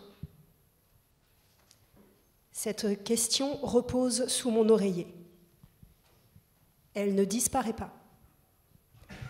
Elle coupe à vif. J'aurais pu être une lanceuse de couteaux dans un cabaret, mais j'avale les épées en silence. Pourtant, un jour, j'ai dormi chez une amie et j'ai vu par hasard une hache dans son lit. Pourquoi mon fils est prisonnier ? Pourquoi mon homme a disparu ? Pourquoi ma bien-aimée est morte ? Tranchante et perforante pour tous les jours.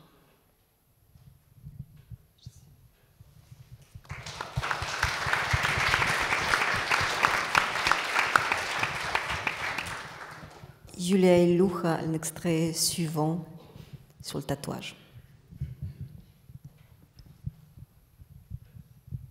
Une femme qui cherchait son mari dans une fosse commune se souvenait de la géographie de son corps, comme si elle dessinait les contours de l'Ukraine sur une carte. L'homme avait une tache de naissance à l'index et au majeur de la main droite. Un jour, sa mère lui avait raconté que pendant l'accouchement, le médecin l'avait tiré par ses deux doigts en les sauvant tous les deux. La mère plaisantait, mais lui, il a raconté cette histoire pendant des années.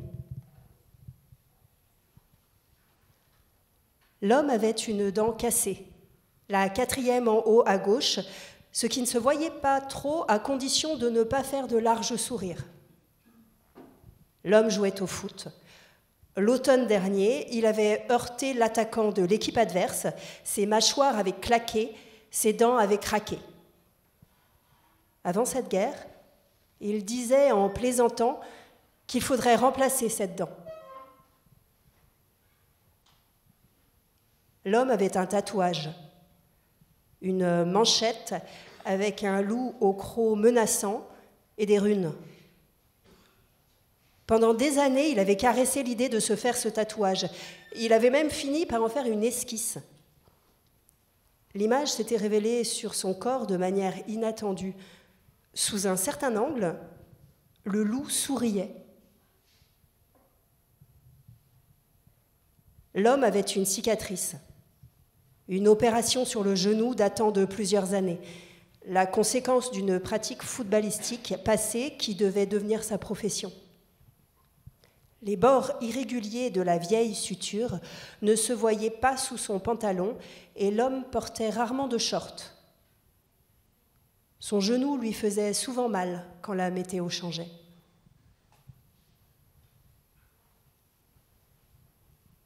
La femme a eu de la chance. Son homme avait des signes particuliers qui lui ont permis de le reconnaître. Le loup tatoué lui a souri pour la dernière fois.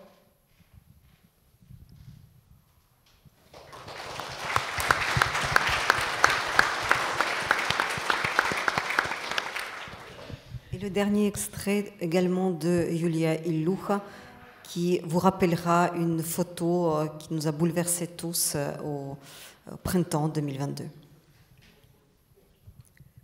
Le vernis.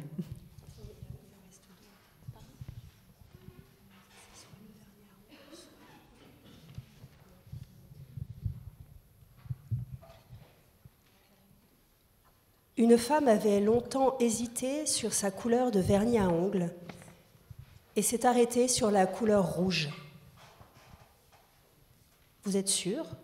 Lui a demandé l'esthéticienne, la femme étant adepte des French manucures ou de la neutralité des tons nude. « Je veux commencer une vie haute en couleurs », a répondu la femme. « Et si la guerre éclate demain ? Et moi qui n'ai jamais essayé la couleur rouge ?» Elle a souri timidement. L'esthéticienne a haussé les épaules et a mis sur ses ongles du vernis couleur rouge sang. La femme a passé le reste de sa journée à admirer furtivement ses ongles. Elle les portait à ses yeux, bougeait ses doigts. Elle a même pris quelques photos pour sa story. Mais elle n'a pas osé les poster, car une légèreté pareille était inconvenante pour une femme de son âge. Ce soir-là, pour ne pas abîmer la manucure qui la faisait se réjouir comme une fillette, elle n'a pas fait la vaisselle et elle a enduit généreusement ses mains de crème avant de se coucher. La nuit, la femme a été assaillie de cauchemars. Elle a rêvé que son vernis couleur sang se transformait en véritable sang qui s'écoulait du bout de ses doigts, gouttait par terre, formant de fins ruisseaux avant de rejoindre une large rivière de sang. Elle s'est assise sur son lit, s'est signée. « Que le cauchemar s'en aille avec la nuit », a-t-elle répété comme le lui avait appris sa grand-mère. Puis la femme a pris un somnifère et s'est enfoncée dans une obscurité ouatée, sans rêve. La femme discrète avait une manucure rouge quand la guerre a commencé. Le monde entier l'a vue.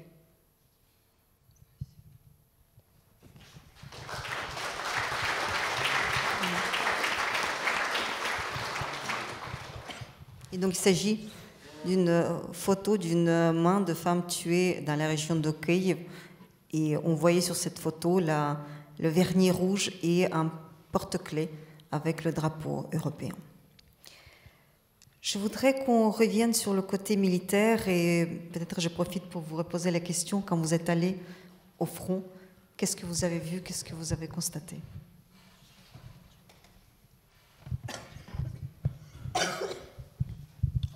Je pense que Artem sera plus... Il parlera après. Je ne peux pas.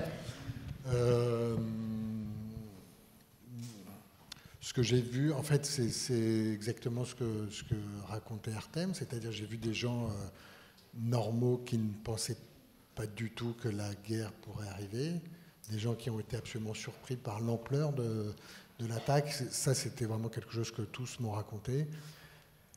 J'ai vu surtout beaucoup de dignité, beaucoup d'intelligence, notamment chez les militaires de carrière. J'ai trouvé qu'il y avait beaucoup de...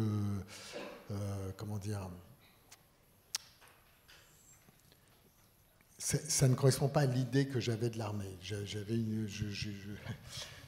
une idée, comme disait Artem, encore une fois, je pense être un pacifiste et ces notions-là sont en train de bouger. Vous m'auriez dit il y a 10 ans que le budget de l'armée pour l'Europe aurait augmenté de 10%, j'aurais hurlé au scandale et j'aurais dit qu'il fallait mettre cet argent dans la culture. Je suis pas du tout sûr que j'avais raison, que j'aurais eu raison à ce moment-là. Et j'ai vu des gens qui étaient très pragmatiques, des gens qui faisaient avec les moyens qui étaient les leurs, des gens qui n'étaient pas du tout, comment dire,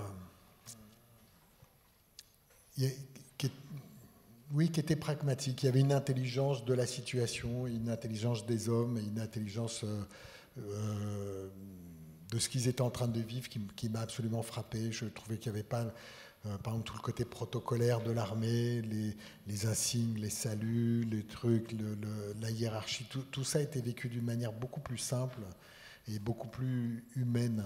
Et donc voilà. Et après, c'est ce que je vous disais tout à l'heure, c'est la diversité des profils, des gens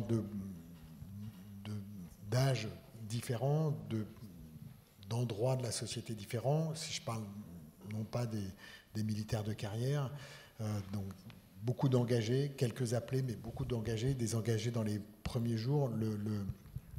Beaucoup m'ont raconté la même histoire que celle d'Artem, c'est-à-dire des gens qui ont leur premier réflexe a été de mettre leur famille à l'abri, et puis ensuite ils sont retournés.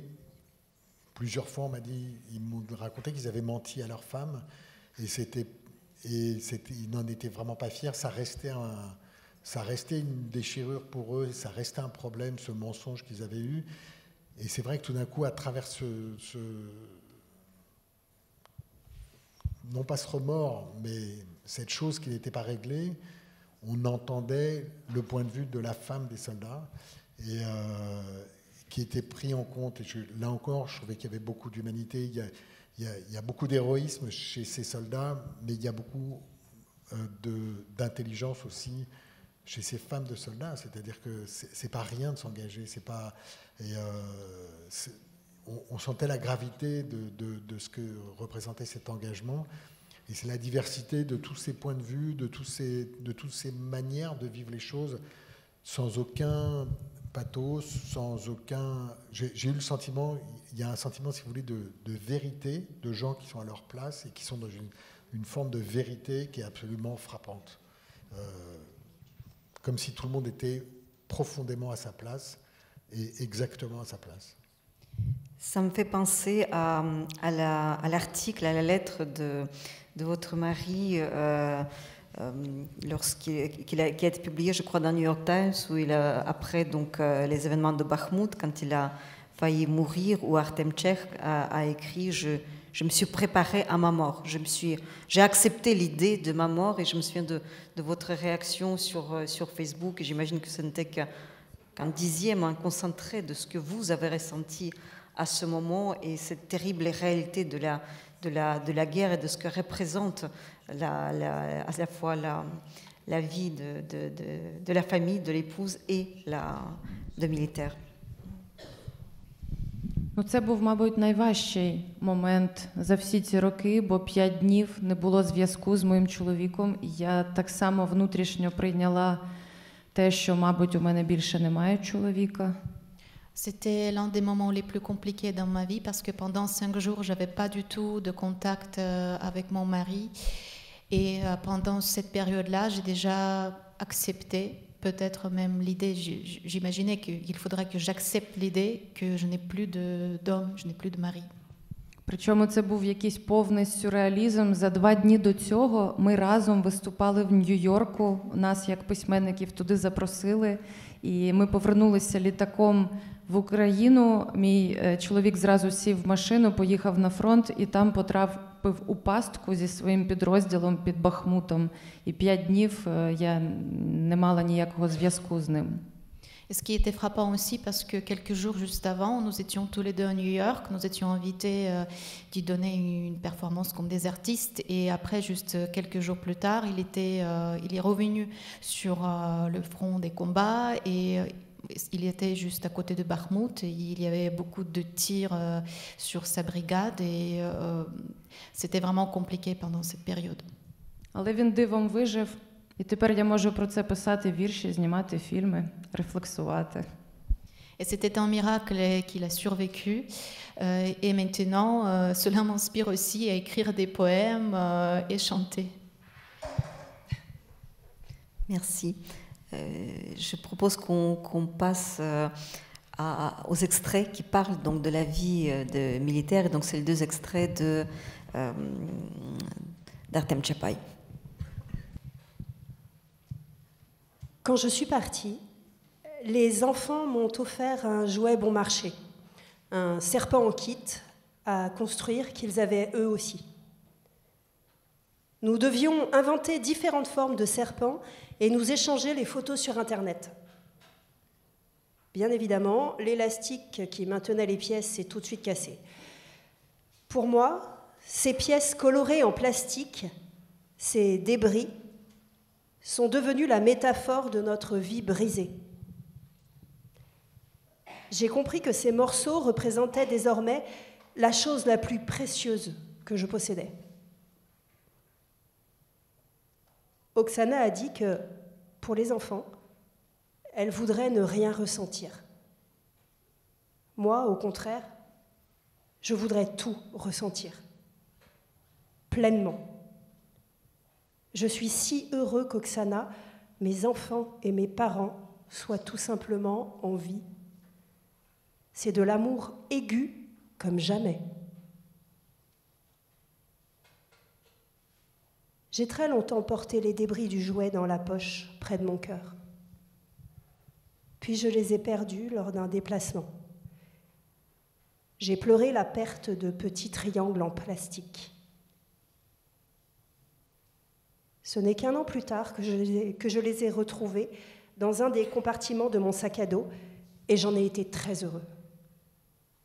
Je les porte toujours sur moi.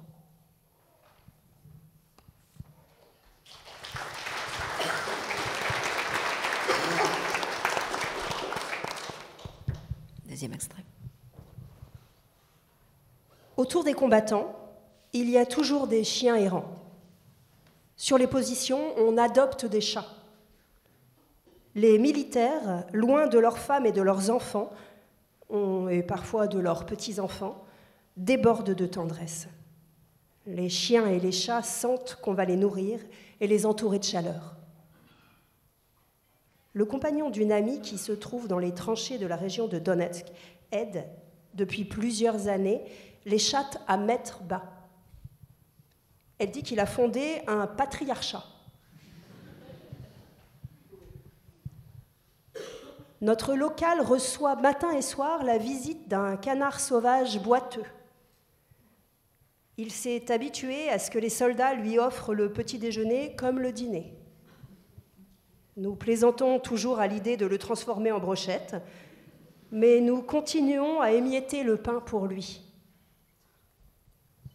Ces derniers temps, l'oiseau s'est enhardi au point de s'approcher plus près que certaines poules domestiques. Mais il ne prend pas la nourriture dans nos mains.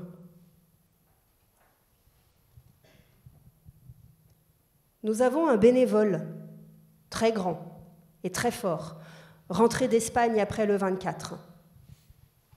Autrefois, il prenait part contre de l'argent à des combats clandestins sans règles. Il assure que dans Snatch, le film de Guy Ritchie, les images sont assez véridiques, mais trop esthétiques.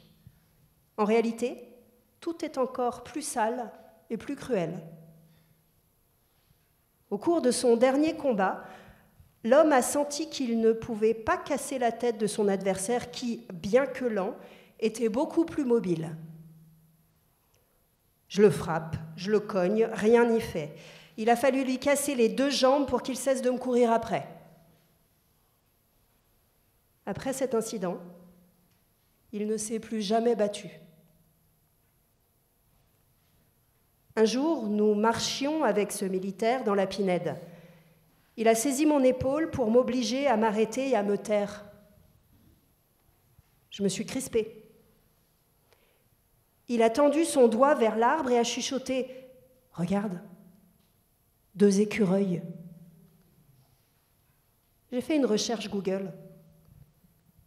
C'était des écureuils très rares, protégés en Ukraine.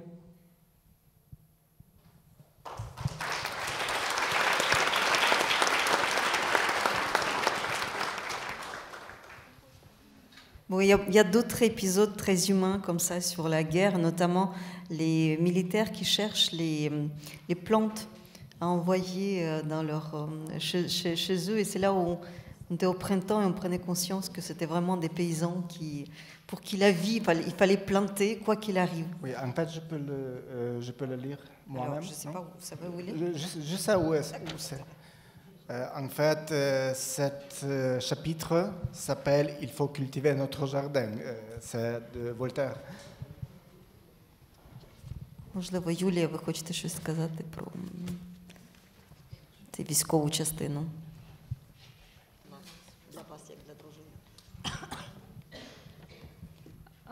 Я можу розказати свою історію як жінки, яка чекала чоловіка з війни. Чому я кажу чекала, бо для мене цей період вже закінчився, бо мій чоловік був поранений і він уже списаний з армії і зараз повернувся до своєї нормальної роботи у Харкові, якщо, звісно, можна вживати слова «нормальна робота» і «Харків» поряд. Oui, moi je peux vous raconter une histoire d'une femme qui a attendu son mari de la guerre. Donc de mon côté, cette période est terminée parce que mon mari a été blessé. Donc maintenant elle est rentrée, elle est retournée à sa vie normale, si on peut dire ça. Est-ce qu'on peut parler maintenant de la normalité ou pas? Mais en tout cas, elle est retournée au travail à Kharkiv et donc elle continue sa vie ordinaire.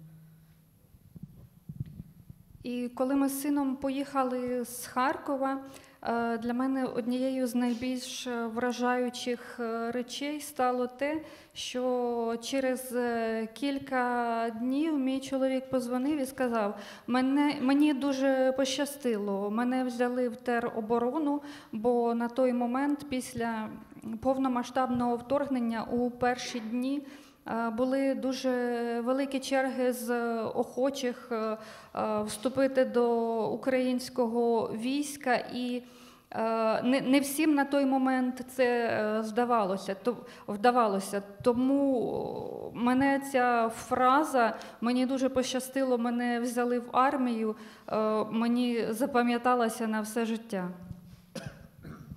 Quand j'ai quitté Kharkiv avec mon fils, j'ai reçu un appel de mon mari.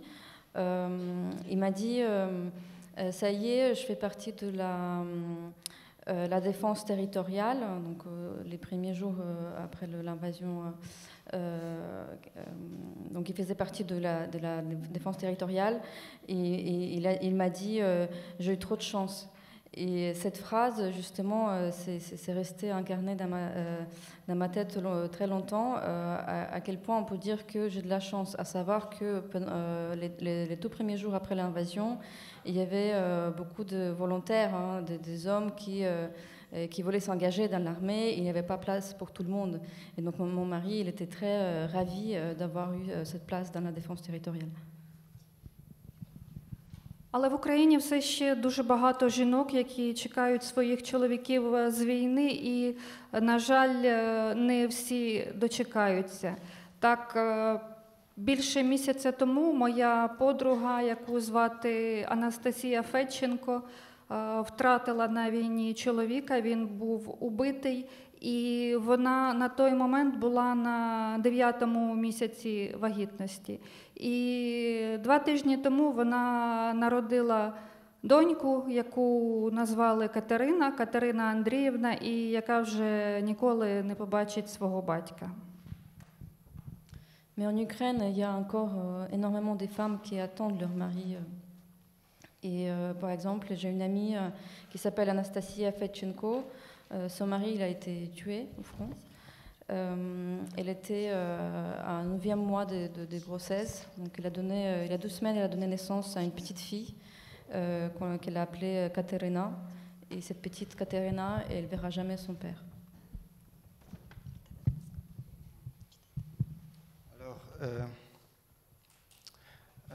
On a lu sur les animaux dans l'armée. Alors, il y a un autre moment qui montre qui sont la majorité des soldats ukrainiens. Alors, des intellectuels, des hommes d'affaires, des hipsters, des artistes, des écrivains, des gens qui ont réussi, des journalistes dans l'armée, suscitent depuis le début de la guerre le plus grand intérêt chez les intellectuels, les hipsters, les artistes, les écrivains et les journalistes. On interviewe les militaires atypiques, eux-mêmes écrivent des essais ou des livres, mais la majorité absolue des troupes reste non représentée, publiquement muette, privée de sa propre voix. Hier, nous étions de garde au barrage. Une foire agricole a démarré non loin. Mes compagnons étaient très heureux parce que c'était le printemps et qu'ils avaient besoin de semis. Les soldats n'auraient pas l'occasion de les planter, mais au moins ils pourraient les transmettre à leur famille. Guerre ou pas guerre, il faut, comme disait Voltaire, cultiver son jardin. En montant la garde, j'observais mes compagnons et je les aimais. Sans le moindre mais, j'aimais. Deux hommes, pas très jeunes, avec des armes automatiques dans le dos, des sourires vagues sur le visage, un peu excités, un peu ramollis par le doux soleil de mars. L'aîné boite de la jambe droite qui est plus courte suite à une blessure au travail. Les soldats ont longuement déambulé dans la foire en observant attentivement les jeunes arbres. Ils ont choisi un pêcher et un cerisier.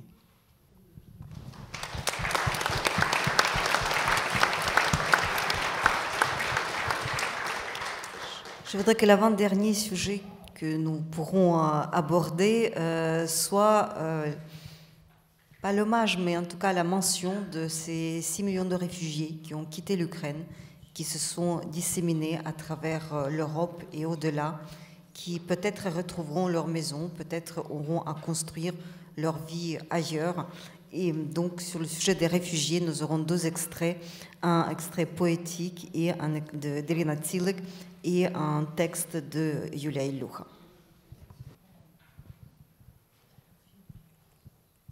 Une femme qui était tombée face contre terre dans une ville européenne paisible lors de l'explosion d'un feu d'artifice a eu des flashbacks. C'était comme si elle était à nouveau allongée sur le parterre de fleurs devant l'entrée de son immeuble, tentant d'enfoncer son corps dans le petit trou laissé par le vol d'un rosier l'automne précédent. Le rosier-thé embaumait tendrement chaque été sous les fenêtres, mais le trou était trop petit pour contenir toute la peur de la femme. C'était comme si elle rampait à nouveau près du stade, n'ayant pas réussi à parcourir les quelques dizaines de mètres jusqu'à l'école. Le stade rénové avait été solennellement inauguré en septembre et en février déjà, l'école a été transformée en abri anti-aérien. Quand le bâtiment voisin de l'école a explosé, la femme a cessé d'entendre de l'oreille gauche.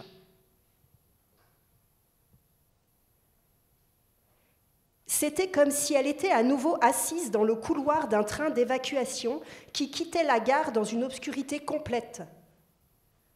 Au-dessus d'eux, le bruit des avions ennemis formait une mélodie cauchemardesque, se mêlant aux pleurs des enfants et aux cris des chats à l'intérieur.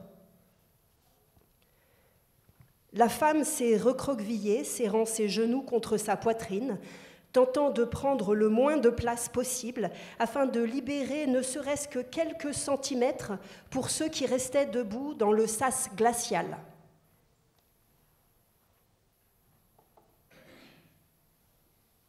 La femme ne voyait pas les regards étonnés des gens qui, avec leurs enfants, étaient venus voir le feu d'artifice à l'occasion d'une fête.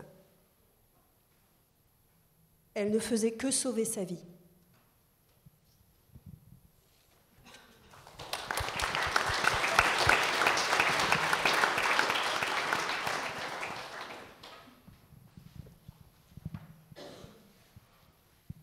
une déplacée. Elle se tient sur la place d'un pays étranger, écrit dans un smartphone en sa langue. Peu importe si quelqu'un la comprend. Il importe de s'accrocher au mince fil de la conversation avec celui avec qui le lien faiblit. Je suis fatiguée. Fatiguée. Je déteste ce pays et cette foutue guerre, et toi aussi je te déteste. Tu ne m'appelles pas sans doute parce que tu l'appelles elle. Elle expire avec tant de haine qu'elle brûle la ville insouciante. Je vois comment fanent les narcisses, instantanément, comment l'herbe s'affine jusqu'à l'os, comment s'envolent les mots corbeaux de la bouche défigurée par la rancœur. Tu disais, vas-y, tu seras en sécurité. Tu disais, là-bas, il n'y aura pas de missiles ni de sirènes, mais ce qui arrive ici fait mal. Tu ne m'en as pas parlé. En raccrochant, elle reste longtemps sur le banc, à scruter sa propre ombre. Mais en cette saison, les ombres sont courtes, la lumière efface leur présence. Qui sait quand elle a été à la maison pour la dernière fois? Qui lui fera du thé aujourd'hui? Combien de nœuds a-t-elle fait pour ne pas oublier, pour se souvenir comment fleurit le lilas dans la cour, où on entend si fort les alertes aériennes, mais où il y avait de l'amour?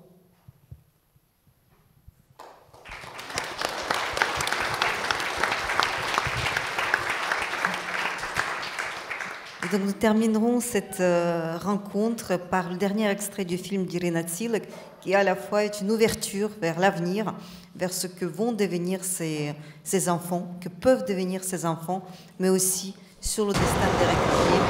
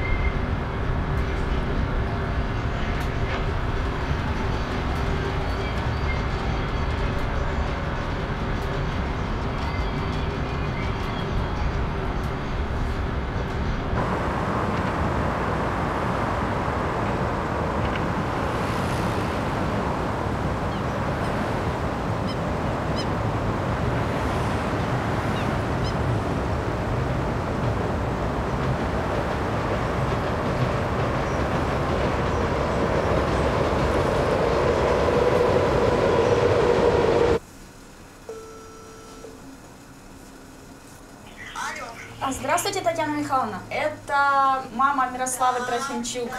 Фамилия девочки? Мирослава Трофимчук. Трофимчук, Мирослава Трофимчук. Витаю вас, вы наша студентка. Бюджет? Да?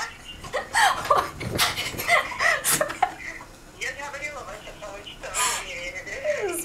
Спасибо. Здорово. Ой, не плачьте, я вас прошу, нормально. Спасибо. Перестаньте. Да. До свидания. Ну, дайте Оле звонить. Да, ну, конечно, сейчас всем надо позвонить.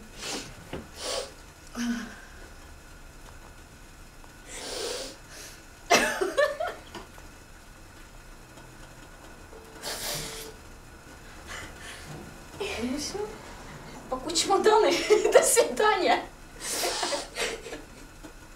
Зачем мы сумки отправили?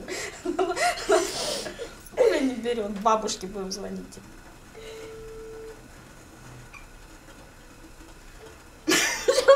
Как Сайжа, никто не возьмет трубку. Да? Алло, мам, ну все, поздравляй свою внучку, она студентка на бюджете.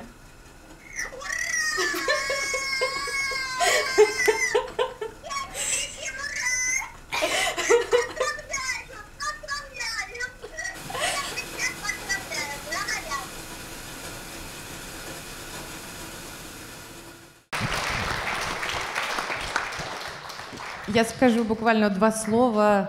7 років тому я знімала, як ця 17-річна дівчинка вступила до кіноінституту в Києві, і вона приїхала з Донбасу, була настільки щаслива, для неї це була велика можливість вступити на бюджет. А зараз минув час, Мирослава вже працює операторкою на телебаченні. Наприклад, минулого року знімала Олімпіаду в Парижі. Тобто наші діти швидко ростуть, і за цим дуже приємно спостерігати. Je voudrais juste ajouter qu'il y a 7 ans, cette jeune fille de 17 ans venait juste d'entrer dans son parcours universitaire avec la bourse. Et actuellement, elle est déjà une opératrice dans le cinéma très talentueuse. Donc, c'est très intéressant de contempler le développement et ce processus de développement de ces jeunes enfants ukrainiens.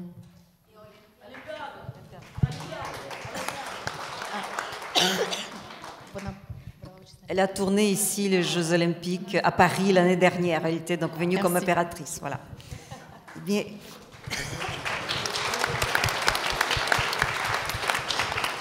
Malheureusement, nos invités ont des contraintes incompressibles et je dois les libérer. Donc, je voudrais les remercier en votre nom à tous, nos 3 invités. Ирина Цилик, Юлия Илюха et Artem Chapay, Michel Azanavicius, et remercier donc notre actrice Sophie Magnot et les 2 traductrices Marina Sherbena et Mariana Babic. Merci.